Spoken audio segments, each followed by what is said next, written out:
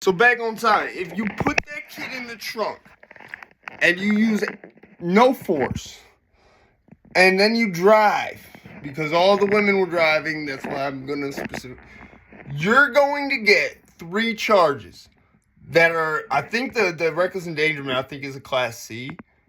But you're going to get 3 charges. And the 2 class Bs that you're probably going to be most worried about because of the time they carry, like you kidnap a third carries, like, I'm pretty sure there might even be a minimum on that. I think that might be like home invasion, where unless you tell, there's a minimum of like 10 years on that shit or some shit out here. Unless there's certain factors in with your case. You know, one thing that'll save your ass out here is if you would attack another felon. That shit will cut the time in half from what I've heard. But the people who told me that, some of them might not have been the most solid people either. I don't know for sure. I've never seen documentation. But I wouldn't say that about all of them, but yeah. So, like if your victim don't cooperate, that's another thing. Like, that's why all my domestics, once they got into court shit, were able to get dropped. I was still charged for them. You see what I'm saying? And when they put a newspaper article about shit like that, even you could beat the case. They don't care. The news article don't say you beat or lost the case. It just says that you was arrested for this shit. You see what I'm saying? And they'll put that shit purposely in like 5, 6 different newspapers just to like try to fuck you from getting a job. It's the most fucked up thing. Like, that's the thing about Connecticut is like there's a lot of times they make laws with the intent of like, let's really do something good. And it kind of does.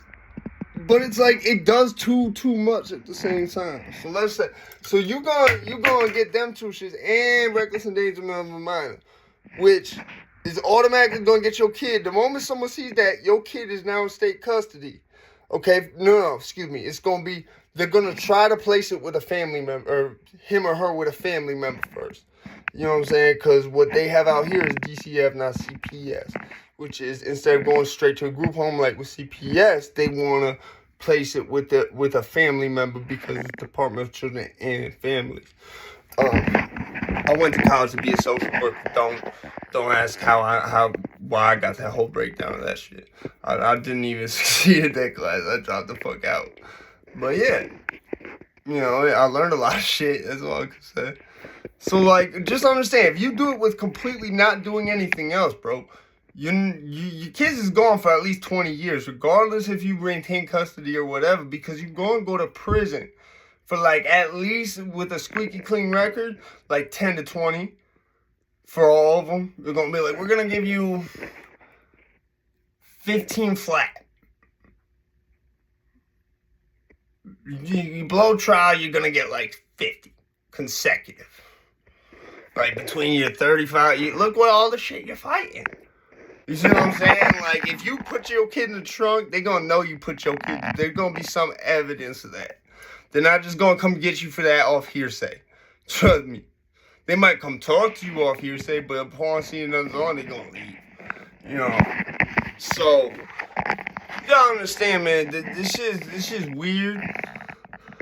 I understand if you're doing it to try to be, like, safe or whatever, but really all you're doing is being a fucking douchebag, yo.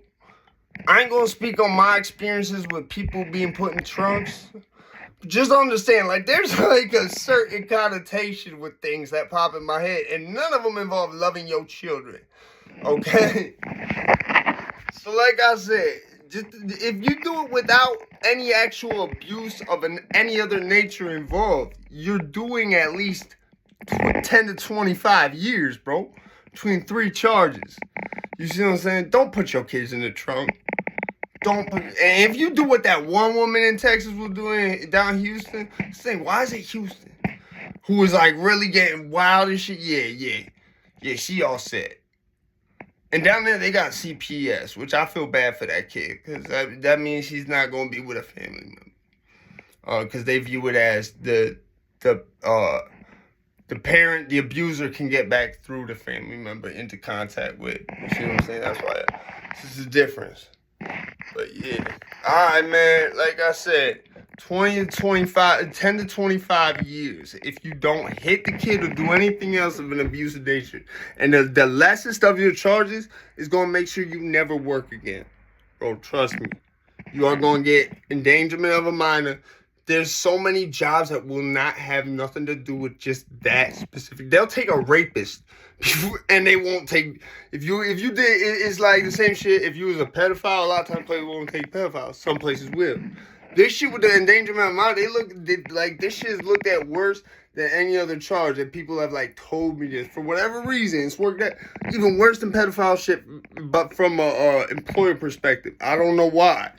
I mean, I think it's because, like, bro, you couldn't even, you got the kid to do some real dangerous shit. Like, we don't want you around our shit. But yeah, nah. Because I know, like, my wife, when she was applying to work at nursing homes and shit, one of the things they said was, like, you cannot have any endangerment of a minor charges. Like, I've heard this shit. There's, like, have you been convicted of reckless endangerment of a minor? Or any charges involving children? No. You know what I'm saying? I've never had them charges, but that's the thing. Like, people I know in jail had this endangerment of my charges just because they was like, YGs, OGs, they was like, yeah, yo, go do this shit for me, man. Go do this shit with me, back me up. And the kid was under 18. Like, that shit can fuck you. You know, don't do that thing where they say, oh, but if this kid get less time. No, because if that kid roll on you, you gonna get more time and you gonna ruin your life. You know what I'm saying? Like I said, don't put your kids in the trunk because of COVID-19. Don't do it. I don't care about monetization on this shit. Fuck that. I said I did what I don't. You know what I'm saying? Like, just think about what's the bigger picture here. Because I promise you, they having them people rally behind that woman. Because a lot of the government wants to take your kids. And they see shit as like, yo, watch, get clones to get copycats to start. And we'll get a bunch of these cases now. They know that. They're not stupid. So they put a bunch of people around and say, yeah, she did the right thing. And then other parents is going to be like, yeah, but this. And then they going to be like, no, your kid's coming with us. You under arrest. It's fucked up, but it is what it is. Don't put your kids in the trunk, man. Because if you do it in the most loving way, bro, I know in Connecticut, you get in no less than 10 to 15. I would say no less than like 12 with a squeaky clean record. Because they're going to give you 3 felonies. 2 Class Bs and 1 Class C. They're going to give you the fucking kidnapping third. They're going to give you unlawful restraint. They're going to give you reckless endangerment of a minor. You know what I'm saying? And they're going to take your kids. And then before you could even really get the kids back, you're going to go up the way for about 10 to 20 years. Be easy. At trial, you're going to do about 35 to 55 years. Be easy.